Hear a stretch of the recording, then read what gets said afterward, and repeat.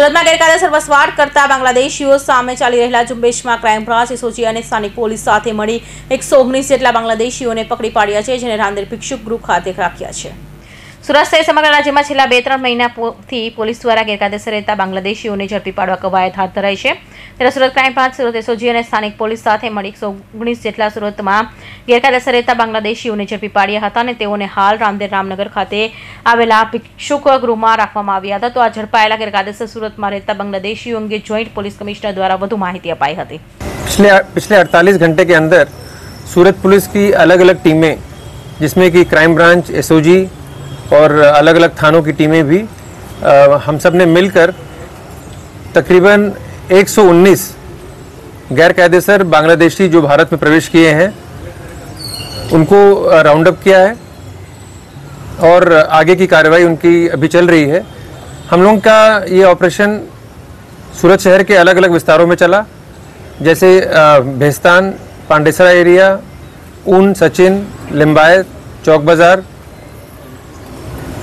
ये सभी 119 लोग अभी सूरत पुलिस के कस्टडी में हैं और इनके ऊपर जो भी गैरकायदेसर घुसखोर का प्रोसीजर होता है वो सब अभी स्टार्ट कर दिया गया है और इनका जॉइंट इंटीग्रेशन होगा। उसके बाद डिपोर्टेशन का प्रोसीजर किया जाएगा। सर, ये लोग कैसे आए थे? देखिए, ये 119 लोग हैं टोटल, तो सब लोग अलग अलग समय पे अलग अलग तरीके से आए हैं। काम धंधे में कोई लेबरर है तो कोई किसी प्रकार का जैसे छोटे छोटे जो काम होते हैं, कहीं कोई पेंटर हो सकता है, कोई वेल्डर हो सकता है, अलग अलग काम अलग अलग समय पे लोग करते रहते हैं।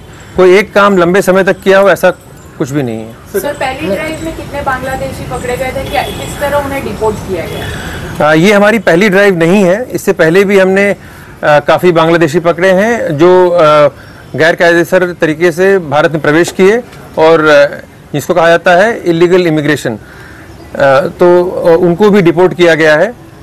अभी की संख्या हमारे पास 119 की है। इससे पहले सूरत सिटी से अकेले 200 से ज़्यादा बांग्लादेशियों को डिपोर्ट करने का प्रोसीजर किया गया है।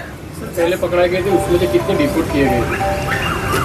सूरत से अकेले 200 से ज़्यादा इलीगल बांग्लादेशी को हमने डिपोर्ट किया है, डिपोर्ट करने का प्रोसीजर किया है। बांग्लादेशी जो पकड़े गए उसमें से बोगस डॉक्यूमेंट में कोई यहाँ पे रह रहा था? हाँ, जो भी बांग्लादेशी पकड़े गए हैं उसमें बहुत सारे ऐसे हैं जिनके डॉक्यूमेंट्स बोगस हैं, जिन्होंने गलत तरीके से भारत सरकार के या अलग अलग स्टेट्स के डॉक्यूमेंट्स बनाए हैं। सर, ये पकड़े गए सर, इनके पास से बांग्लादेशी नागरिकता के क्या क्या सबूत मिले? बांग्लादेशी नागरिकता के सबूत इनसे पूछताछ में बहुत सारे प्रकार के मिलते हैं और जब हम श्योर हो जाते हैं कि ये बांग्लादेशी नागरिक हैं और भारत में गैर कायदेसर तरीके से इन्होंने प्रवेश किया है, तभी हम ये कार्रवाई करते हैं। देखिए, हमारा एक अपना प्रोसीजर है। हम बांग्लादेश सरकार से कोई संपर्क नहीं करते हैं डायरेक्टली। हमारा प्रोसीजर अपने होम गवर्नमेंट और सेंट्रल गवर्नमेंट के थ्रू होता है। उनका अपना आगे का प्रोसीजर है। ये लोग वापस नहीं आ जाए, इसके लिए किस तरह की कार्यवाही? इसके लिए अभी हाल में डेवलप किए गए हैं FIP मॉड्यूल्स, जिसमें कि हम इनका जो बायोमेट्रिक्स लेते हैं, ऐसी कोशिश की जा रही है पूरी कि उन बायोमेट्रिक्स को हम लोग बाकी एजेंसी के साथ शेयर करें ताकि इनके दोबारा से गैर कायदेसर डॉक्यूमेंट्स न बन पाएं। सर, रहते हैं वो भी क्या इलीगल इलाका है? इलीगल घर में रहते हो, ऐसा कोई जानकारी मिली? देखिए, इलाका तो इलीगल नहीं हो सकता क्योंकि इलाका पूरा इंडिया के अलग अलग पार्ट्स हैं, सूरत शहर के पार्ट्स हैं, लेकिन घर शायद अगर एक एक का हम लोग घर देखने जाएं तो उसमें से कुछ इंक्रोचमेंट वाले घर तो होंगे ही, पर वो बात के लिए कार्रवाई है। फिलहाल हमने 119 लोगों को रोक कर रखा है और उनके ऊपर इलीगल तरीके से जो इंडिया में आए हैं उसके ऊपर कार्रवाई हो रही है। सर, इनको बेचने वाले मास्टरमाइंड कौन है सर? कौन यहाँ उनको बेचता है? कोई मास्टरमाइंड के बारे में कुछ पता चला है? कोई एक मास्टरमाइंड इसमें बताना मुश्किल होगा क्योंकि सब लोग जैसा मैंने बताया अभी अलग अलग समय पे अलग अलग तरीके से आए होंगे। सर, कोई अवैध प्रवृत्ति में जुड़े हुए सब? अवैध प्रवृत्ति में अभी इमीडिएटली तो जो पकड़े जाते हैं उनके ऊपर अलग तरह की कार्रवाई होती है क्योंकि वो फिर कोर्ट के अधीन होते हैं।